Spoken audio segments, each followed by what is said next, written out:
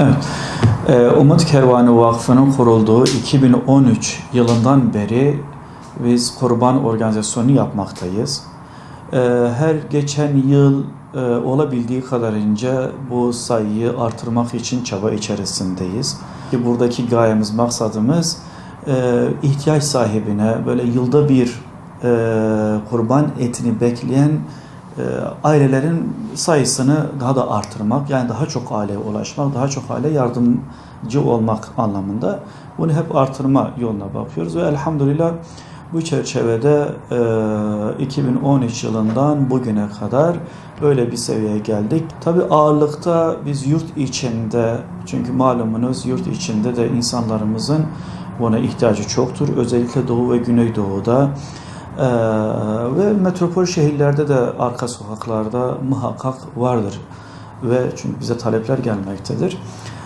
Yılda bir dahi sofrasında et bulamayanlar, ne yazık ki, belki bu biraz çok böyle uçuk gibi bir söylem olabilir ama gerçekten böyledir.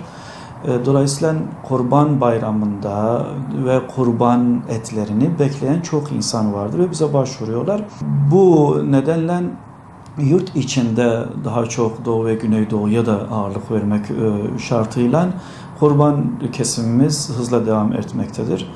Tabii ki yurt dışında da mazlum, mağdur, muhtaç insanlarımız, Müslümanlarımız, yani kısacası insani yardıma muhtaç olan insanlarımız gözleri bizi bekliyor, bize bakıyor. Siz kurban kesecek Müslümanlara bakıyor.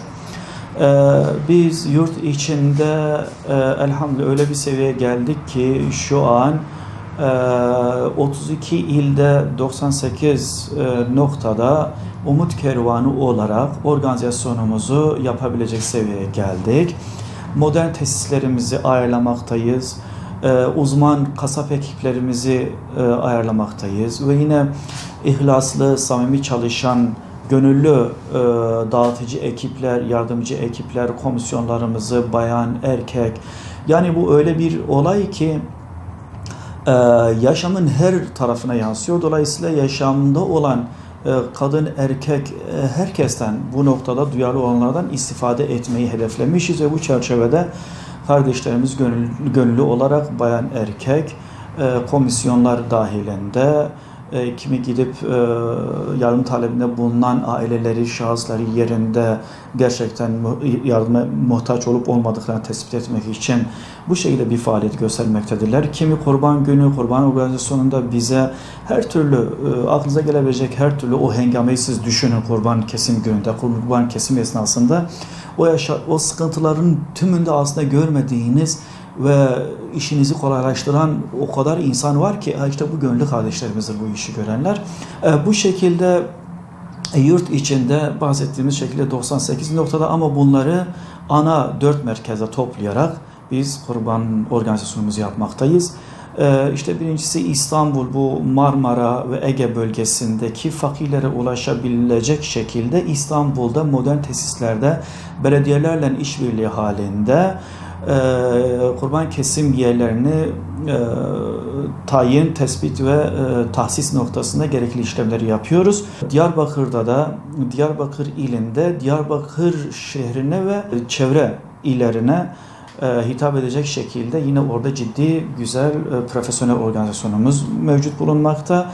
Aynı şekilde Urfa şehrinde, Urfa şehri için ve civar illeri için bu şekilde kurban organizasyonunun tüm hazırlıklarımız mevcut bulunmaktadır. Batman ve çevre illerine hitap eden bir noktamız ve ciddi bir organizasyon yaptığımız bir yerimizdir yine. Burada da uzman ekiplerimizle, gönüllü, tecrübeli kardeşlerimizle ve düzenli muhtaç kayıtlarımızla kurban organizasyonuna hazır vaziyetteyiz elhamdülillah. Yurt dışında şöyle bir çalışma stratejimiz vardır. Hem oralarda özellikle bu işte tecrübe sahibi olan kurum ve kuruluşlar ya da bizim adımıza orada temsilci olarak görevlendirdiğimiz şahısların yaptıkları tespitler neticesinde nerenin neye ihtiyacı olduğunu ve gerekli altyapı çalışmalarını biz bu şekilde tespit ve tayin ediyoruz. Ona göre artık çalışma stratejimiz ortaya çıkmaktadır. Diğer şekliyle oradan buraya gelip bizi ziyaret edenler var. Mesela Uganda'dan, Nepal'den, Filipinler oralardan gelmekteler. Yine Afganistan'dan, Filistin'den, Yemen'den, Eritre'den, Sudan'dan oralara varıncaya kadar insanlar Avustralya'dan gelip bizi burada heyet şeklinde ziyaret ediyorlar. Belge, bilgi, görsellerini getiriyorlar. Biz bunları bir incelemeye tabi tutuyoruz. Bildiğimiz, daha önce çalıştığımız kurumlar üzerinden ya da o ülkenin olabiliyorsa, müsaitse resmi kaynaklar tarafından böyle bir kurum mevcut mudur, var mıdır? Ne derece güvenilirdir? Bunu tespit ettikten sonra temsilcilerimizi göndeririz, onlarla konuşurlar. Gerekli tüm alt çalışmalar yapıldıktan sonra ihtiyaçlar artık ortaya çıkmış oluyor ve biz bu ihtiyaç çerçevesinde kurban ve diğer yardım organizasyonlarımızı düzenliyoruz.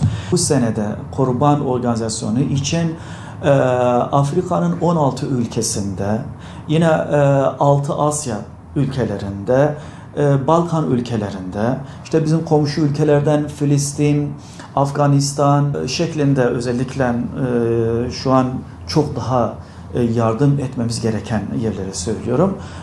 Yine hakeza Yemen faciası var. Yemen'den de bu noktada talepler geliyor ve inşallah biz bu sene buralarda tabi hayırseverlerin, kurban kesecek Müslümanların bize verecekleri vekalet, yani kurban sayısı kadarınca ancak biz buralarda faaliyet yapabilmekteyiz. Toplamda evet şu an Filistin'i de oraya dahil ettik, Afganistan'ı, yani bir yaklaşık 23 ülkede imkanlarımız el verirse kurban organizasyonu yapmayı düşünüyoruz. Allah Azze ve Celle eğer bir rızık vermişse bize ve kurban kesebilecek bir imkanımız varsa, yılda bir kez bu kurban etini bekleyen insanlarımıza, muhtaç sahibi insanlarımıza bir şekilde kurban eti göndermeliyiz. Bu yurt içinde, yurt dışında, evet yani genelde Türkiye insanımız gerçekten bu konuda duyarlıdır ve gerçekten yardım duyguları gelişmiş durumdadır. Ancak bunu biraz daha iyi noktaya getirmek adına şunu ifade etmek istiyorum ki, kimi mezheplere göre sünnettir, kimisine göre vaciptir. Bunu böyle olmakla birlikte herkes kendisini kurban kesmekle vazifeli bilerek sadece yurt içinde de değil veya sadece yurt dışında değil. Yani bir şekilde Rabbim vermiştir. O Rabbimin verdiğinden hem ev halkını istifade ettirelim hem de yurt içinde ve yurt dışında kurban kestirelim. Yani bunda Allah'ın izniyle bize katkı olur.